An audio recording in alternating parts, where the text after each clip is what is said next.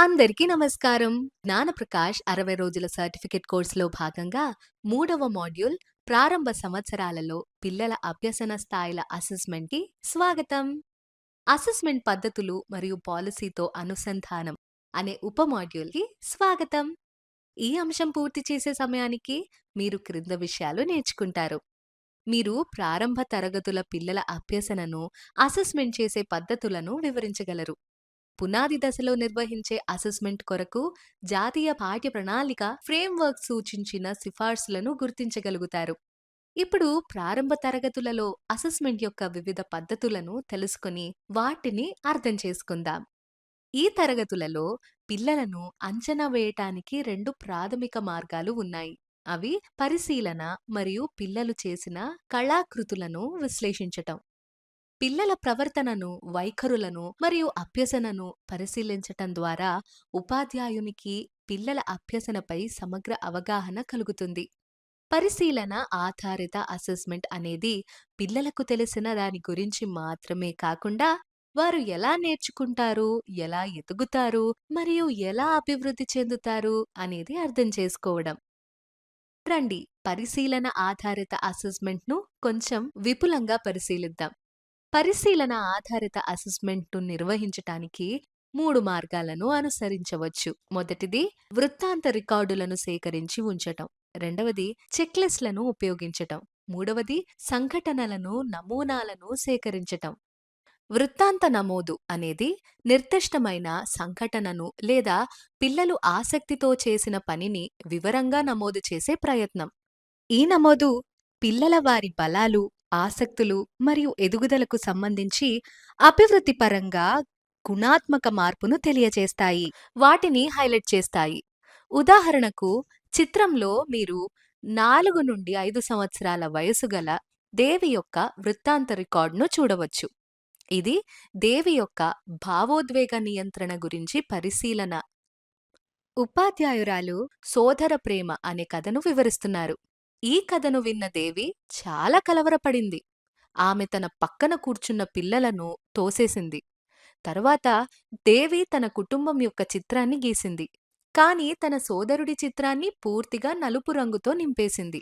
ఉపాధ్యాయురాలు దేవిని గమనించి విచారించినప్పుడు తన సోదరుడు తనని ఎప్పుడూ ఆట పట్టిస్తూ ఉండడం వల్ల ఆమెకు తన సోదరుడు అంటే ఇష్టం లేదని, తన తల్లిదండ్రులు అతనిని ఎక్కువగా ఇష్టపడతారని తాను భావిస్తున్నట్లు చెప్పింది. కాబట్టి ఈ వృత్తాంత రికార్డ్ ఒక పరిశీలన. ఆ పరిశీలన ఆధారంగా విద్యార్థి ప్రవర్తన పట్ల ఒక వివరణ మరియు తదుపరి కార్యాచరణ ప్రణాళిక ఉంటాయి. చెక్లిస్ట్ అనేది పిల్లలు ఆశించిన అభ్యసన ఫలితాలను పిల్లలు సాధించారో లేదో గుర్తించటానికి, రికార్డు చేయటానికి ఉపయోగించే ఒక సాధనం. ఇది సాధారణంగా పిల్లలు చేసే పనులను సంబంధించి అవును లేదా కాదు అన్న విషయాలను తెలియచేస్తుంది. ఉదాహరణకు, చిత్రంలో మీరు అక్షరాస్యత కోసం చెక్లిస్ట్ను చూడవచ్చు. వినడం, మాట్లాడటం మరియు ఎమర్జెంట్ రీడింగ్ పై కొన్ని సూచికలు ఉన్నాయి మరియు పిల్లల ప్రోగ్రెస్ను 3 నెలలకొకసారి ట్రాక్ చేయాలి. వృత్తాంత రికార్డులు వివరణాత్మక పరిశీలనలు అయితే, చెక్లిస్ట్లు సంగ్రహించిన పరిశీలనలు. ఈవెంట్ నమూనాలను ఈ రెండిటి కలయికగా చెప్పవచ్చు. సంఘటన జరిగిన ప్రతిసారి ఉపాధ్యాయుడు ఈవెంట్ ప్రారంభం నుండి చివరి వరకు వీలైనన్ని ఎక్కువ వివరాలను వ్రాతపూర్వకంగా సంగ్రహించవచ్చు. ఉదాహరణకు, చిత్రంలో మీరు 4 నుండి 5 సంవత్సరాల వయసు గల పిల్లల యొక్క ఈవెంట్ నమూనాను పరిశీలన రికార్డు యొక్క ఉదాహరణను చూడవచ్చు. ఉపాధ్యాయుడు 3 నుంచి 4 మంది పిల్లల సమూహానికి కొంత పనిని ఇచ్చారు. వారు పనిచేస్తున్నప్పుడు పిల్లలను పరిశీలించిన తర్వాత ఉపాధ్యాయుడు కొంత వివరణ ఇచ్చారు. చివరిగా ఉపాధ్యాయుడు ఆ పరిశీలన ఆధారంగా కార్యాచరణ ప్రణాళిక రూపొందించారు. ఇప్పటి వరకు పరిశీలన ఆధారిత అసెస్మెంట్ను వివరంగా చర్చించాము కదా. ఇప్పుడు రెండవ పద్ధతి అయిన కళాకృతుల విశ్లేషణ గురించి తెలుసుకుందాం. ఈ కళాకృతులలో పిల్లలు వేసిన డ్రాయింగ్లు, వారు చేసిన ప్రాజెక్టులు, వారు వ్రాసినవన్నీ ఉంటాయి.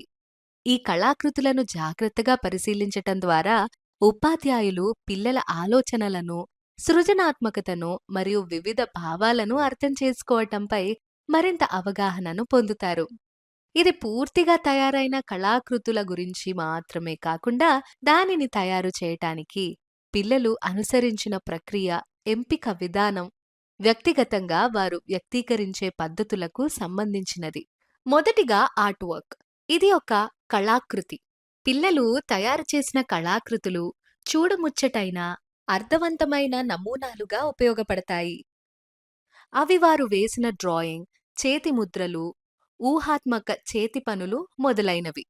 పిల్లల మెదడు అభివృద్ధిని, వ్యక్తీకరణను తెలియజేస్తాయి.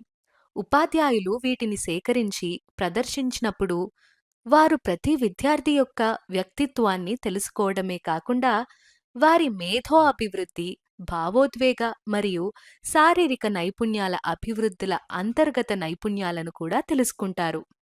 మరొక ముఖ్యమైన కళాకృతి వర్క్షీట్లు.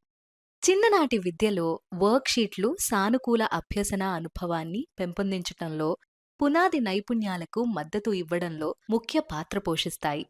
ఆలోచనాత్మకతతో రూపొందించబడినప్పుడు ఈ వర్క్షీట్లు పునాది అక్షరాస్యత, సంఖ్యాశాస్త్రం మరియు చక్కటి సూక్ష్మ కండర నైపుణ్యాలను పెంపొందించేందుకు ఆకర్షణీయమైన కృత్యాలను అందించగలవు. ఇప్పుడు మనం పునాది దశలో నిర్వహించే అసెస్మెంట్ కొరకు జాతీయ పాఠ్య ప్రణాళిక ఫ్రేమ్వర్క్ సూచించిన సిఫార్సులను గురించి తెలుసుకుందాం. ఆలోచించండి. ప్రోగ్రెస్ను కొలవడమే కాకుండా, నేర్చుకోవాలనే ఆసక్తిని పెంపొందించేందుకు ప్రారంభ తరగతుల కోసం ఒక అసెస్మెంట్ విధానాన్ని మనం రూపొందించగలిగితే, పునాది సంవత్సరాలలో అసెస్మెంట్ గురించి ఆలోచించినప్పుడు మీకు ఏమనిపించింది? మీ ఆలోచనల్లో వచ్చిన అన్ని పదాలను వ్రాయండి. పునాది దశలో అసెస్మెంట్ గురించి ఆలోచించినప్పుడు ప్రధానంగా మీ మనస్సులో వచ్చే పదాలను మనం ఉపమాడ్యూల్ యొక్క ఈ భాగం చివరిలో మరలా గమనిద్దాం. అసెస్మెంట్ అనేది పిల్లల తరగతి గది అనుభవానికి సహజంగా సరిపోయేలా ఉండాలి. మూల్యాంకనాలు బోధనా ప్రక్రియను ప్రభావితం చేయాలి. ఇది ఉపాధ్యాయులు నిర్వహించదగినదిగా ఉండాలి. అదే సమయంలో విద్యార్థుల అభ్యసనపై అర్థవంతమైన అంతర్దృష్టులను ఇస్తుంది. అసెస్మెంట్ పిల్లల్లో ఎటువంటి భారాన్ని లేదా భయాన్ని కలిగించకూడదు. ఒత్తిడి లేదా ఆందోళనను సృష్టించకుండా పిల్లల ప్రోగ్రెస్ను, సాధికారతను పెంచేలా, అభివృద్ధిని ప్రతిబింబించేలా రూపొందించాలి. ఆలోచన మరియు అభివృద్ధి పరంగా తగిన అసెస్మెంట్ పద్ధతులను పాటించటం ద్వారా ఉపాధ్యాయులు పిల్లల్లో అభ్యసన, ఎదుగుదల పట్ల ఆరోగ్యకరమైన విధానాన్ని ప్రోత్సహించవచ్చు. అసెస్మెంట్ అనేది రికార్డింగ్ మరియు డాక్యుమెంటేషన్కు వీలు కల్పిస్తుంది. క్రమ పద్ధతిలో ఆధారాలను సేకరించటం ద్వారా పిల్లల ప్రోగ్రెస్ను విశ్లేషించవచ్చు, వివరించవచ్చు. ఈ ప్రక్రియ కేవలం వారి విజయాలను తెలుపడం మాత్రమే కాకుండా, వారు మైలురాళ్లను చేరే విధానాన్ని కూడా అర్థం చేసుకోవడానికి ఉపయోగపడుతుంది. పిల్లల ప్రోగ్రెస్ని విశ్లేషించటం, వివరించటం ద్వారా అసెస్మెంట్ అనేది ఒక క్రియాశీలక ప్రక్రియగా, ఇది ఉపాధ్యాయులకు, తల్లిదండ్రులకు మరియు విద్యార్థులకు విలువైన పరిజ్ఞానాన్ని అందిస్తుంది. వివరమైన ఈ డాక్యుమెంటేషన్ పిల్లల ప్రతి అభ్యసనలో అనుగుణమైన మద్దతును ఇచ్చే ఆధారంగా మారుతుంది. అసెస్మెంట్ ఉపాధ్యాయులకు అధిక భారం కాకూడదు.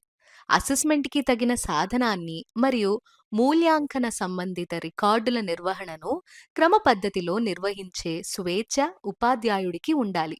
ఉపాధ్యాయులు తమ బహుముఖ పాత్ర పోషణలో వెచ్చించే సమయం మరియు శ్రమను దృష్టిలో పెట్టుకుని సున్నితత్వంతో అసెస్మెంట్ను రూపొందించాలి.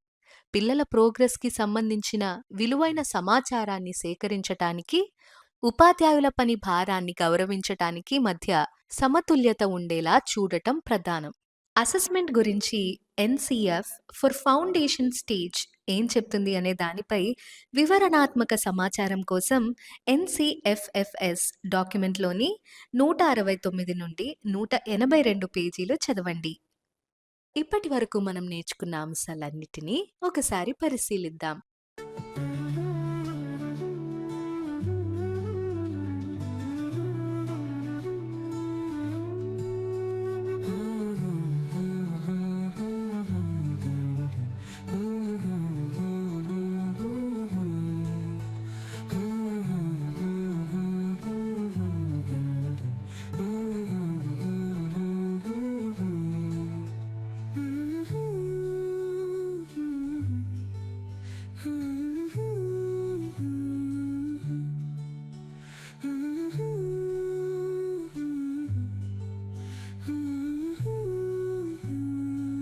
ధన్యవాదములు.